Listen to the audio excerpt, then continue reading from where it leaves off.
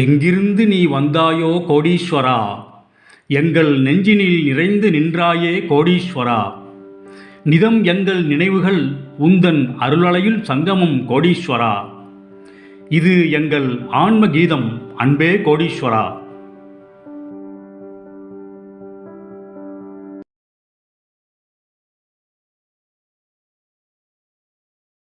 கோடீஸ்வராய நமக. வணக்கம். 1995 நான் ஃபஸ்ட்டு மூட்டை சாமியை தரிசனம் பண்ணேங்க.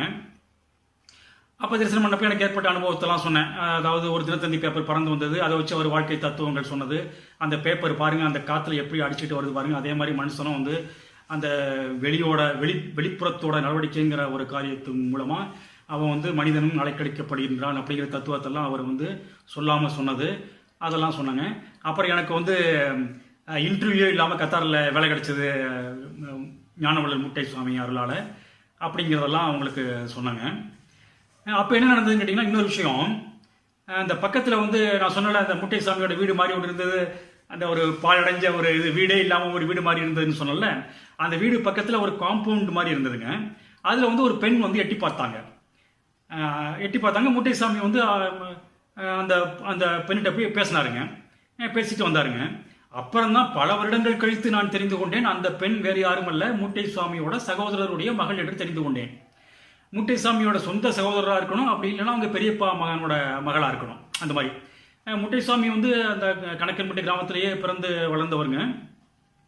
அது ஒரு தெய்வீக கதை அவரை பற்றி இருக்குங்க. அவரோட அண்ணனை கூட நான் பார்த்துருக்கேன். பல வருடங்கள் கழித்து நான் அங்கே அந்த மோகன் தோட்டங்கிற ஏரியாவை நம்ம கணக்கன்பட்டி சாமியை பார்த்தப்ப அவங்க அண்ணனெல்லாம் நான் பார்த்துருக்கேங்க. அவங்க அண்ணனாக இருக்கணும், இல்லைன்னா பெரியப்பா மகனாக இருக்கணும். அவங்க சொந்த பந்தங்கள் எல்லாம் அங்கே தான் இருக்காங்க. ஆச்சா, இப்போ என்னன்னு கேட்டிங்கன்னா, அதுக்கு பிறகு நான் நடந்த அனுபவங்களையும் சொன்னேன். ரொம்ப வருஷம் கழிச்சு கேப் போட்டு நான் மூட்டை சாமியை பார்த்து இது பண்ணது. அவர்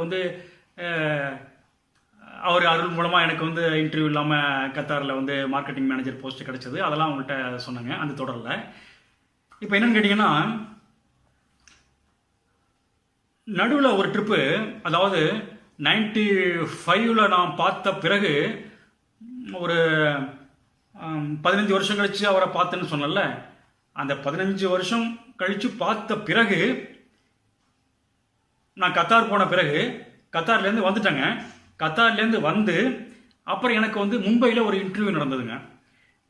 அது எப்படின்னா, அந்த கன்சல்டன்சி காரனோட கம்பெனியில், அந்த கன்சல்டன்சிக்காரனோட கம்பெனியில் ஓனர், அதாவது client, government company owner client டைரெக்டாக அவன் இன்டர்வியூ எடுத்தாங்க. அதுக்கு என்ன கால்ஃபர் பண்ணியிருந்தாங்க. நான் அதுக்கு போனேங்க. நான் போய் அந்த எம்டியை டைரெக்டாக இன்டர்வியூ பண்ணாருங்க என்ன. அவருக்கு he like me very much. Maybe கோடி பகவானோட அருள். Personally he like me very much due to my performance as well as everything etcetera everything. அப்படியா, அவர் சேலரி ஸ்ட்ரக்சர், அவர் வாட் இஸ் யுவர் எக்ஸ்பெக்டேஷன் கேட்டப்ப நான் அந்த ஒமானி ரியாலில் கொஞ்சம் கணிசமாக சொன்னாங்க. அதில் அவருக்கு ஒரு ஹெசிடேஷன்.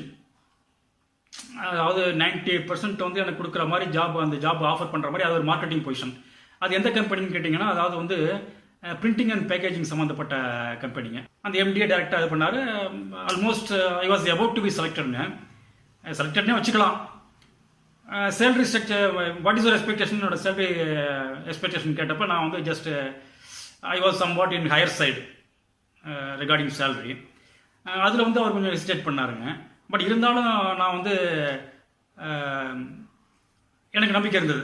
ஏன்னா அவரோட ரியாக்ஷன் மற்றும் அவரோட எனக்கு அவர் பண்ண ரிப்ளை எல்லாமே ஹைலி பாசிட்டிவ்.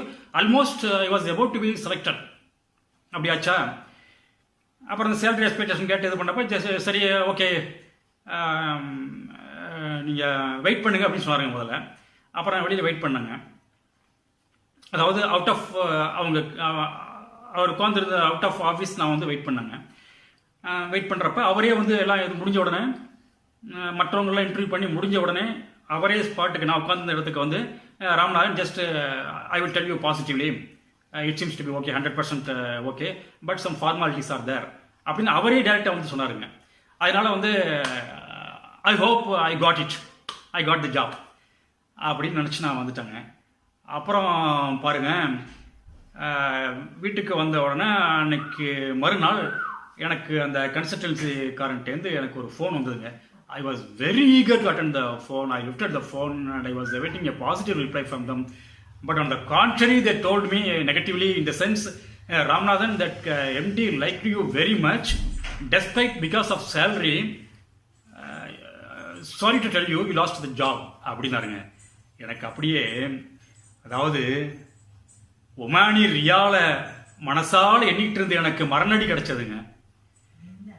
அது ஒரு பேராசை. நான் வந்து அவர் சொன்ன ஒமானி ரியாலும் ஓரளவு கணிசமான ஒமானி ரியால் தாங்க. அதுக்கு அக்செப்ட் பண்ணியிருந்தா வந்து எனக்கு இந்த மாதிரி ஒரு நெகட்டிவ் ரியாக்ஷன் வந்திருக்காதுங்க. அதனால எனக்கு ரொம்ப அதிர்ச்சி ஆயிட்டாங்க. என்னடா அது இப்படி கிடைச்சது இப்படி கிடைக்காம போயிடுச்சு அப்படின்ட்டு அப்படியே மனசில் நினச்சிட்டு இமீடியட்டாக நான் வந்து அப்போ தான் கோடி பகவான் பிரபஞ்ச ஐக்கியமாயிட்டாங்கல்ல.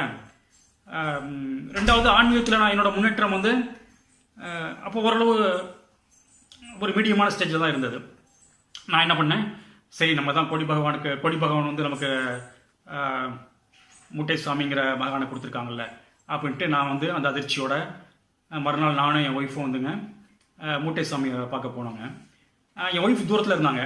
அவங்க பயப்படுவாங்க, வர்றதுக்கு பயப்படுவாங்க. ஏன்னு கேட்டிங்கன்னா அவர் கண்ணா திட்டுவார். நான் அதுக்கெல்லாம் பயப்பட மாட்டேன். ஏன்னா அந்த திட்டு எனக்கு ஒரு அமிர்தம் மாதிரி தான். அது உணர்ந்தவங்களுக்கு தெரியும். அது அந்த மூட்டை சுவாமி திட்டெல்லாம் வந்துங்க, அதெல்லாம் நம்முடைய பாவ விமோசனங்க. நம்முடைய பாவங்களுக்கு அது பரிகாரங்க. அந்த திட்டில் நம்ம பாவங்கள்லாம் விளையிருங்க. அது ஒரு மாதிரியான திட்டு.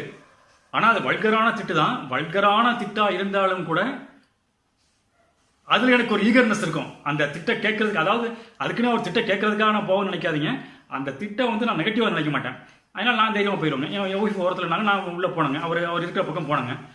போன உடனே நான் கொஞ்சம் தூரம், அதாவது ஒரு 40 அடி தள்ளி வந்துட்டு இருக்கேங்க.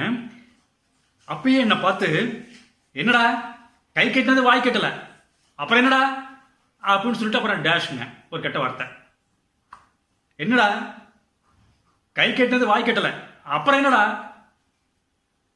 அப்படின்ட்டு டேஷ் கெட்ட வார்த்தை. எனக்கு அப்படியே அதிர்ச்சி ஆயிடுச்சுங்க. கை கட்டினது வாய் கட்டலங்கிறாரு பாருங்க. நான் நினைச்சிட்டே வர்றேன், என்னடா அது கிடைச்சது கிடைக்காம போச்சே அப்படின்னு நினைச்சிட்டே வர்றேங்க.